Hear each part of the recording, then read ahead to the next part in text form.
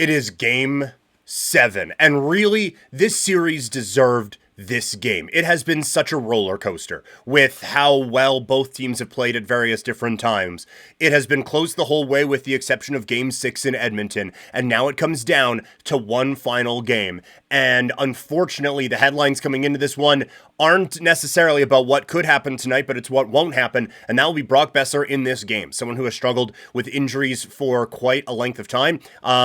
He is now out, and it is incredibly serious. It's blood clots, and so first and foremost, it does feel like trivial to talk about the hockey side of things. So you just want to say, firstly, as a human being, you hope he is all right, and just kind of go from there. So the rest of this is about hockey, but I understand that like hockey is like 95th on the priorities when it comes to this sort of a thing.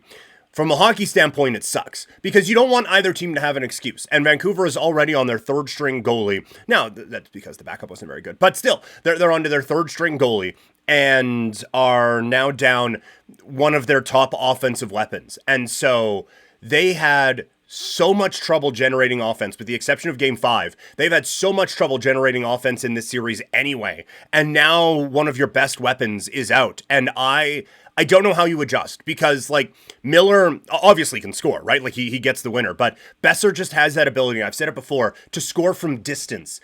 Just that one quick shot that really gets things going. He can do that, and it feels like this team has had to work so hard for the opportunities they have anyway. Now you are adding another degree of difficulty. So I think it is more pressure on Pettersson tonight. It is more pressure on Lindholm tonight to step up into those roles that people thought they were going to. If Lindholm wants to be a $9 million guy, tonight would be a hell of a night to have a $9 million performance.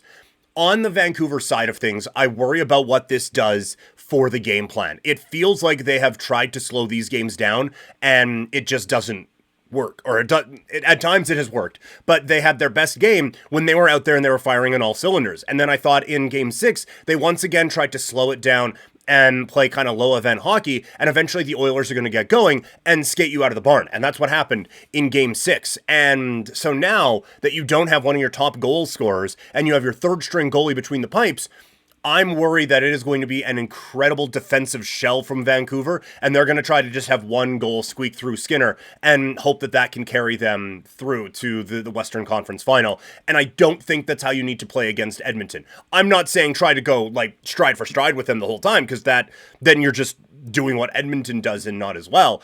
But they, I think, have sunken too far back into the defensive shell anyway, and I think they have even more reason to think they need to do that tonight with no Brock Boeser. So I'm really interested to see how it goes, and especially because they're coming off of one of their worst performances of the postseason. Edmonton completely controlled the back part of Game 6. Edmonton never really let Vancouver have the puck. And I talked in Game 4 about how that felt more like Vancouver losing it than Edmonton winning it. This one felt like both at the same time. Like Vancouver definitely didn't play their best hockey, but Edmonton just never allowed them to touch the puck. And that was, I thought, really good control.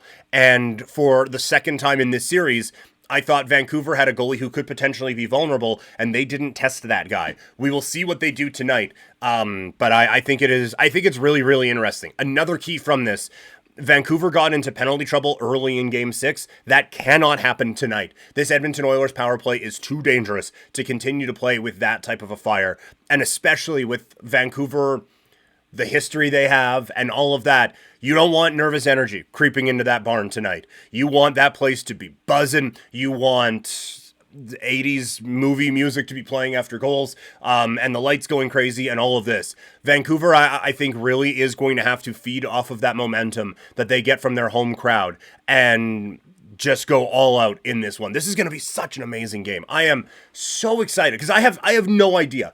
I was leaning toward Vancouver in this one before the Boeser news. And now, like I said before, they just had to work so hard to get anything going offensively. So I do worry about what it's going to take now with no Brock Boeser. But if Pettersson steps up and plays the way he can, then Vancouver probably wins. We just haven't seen that at all this series.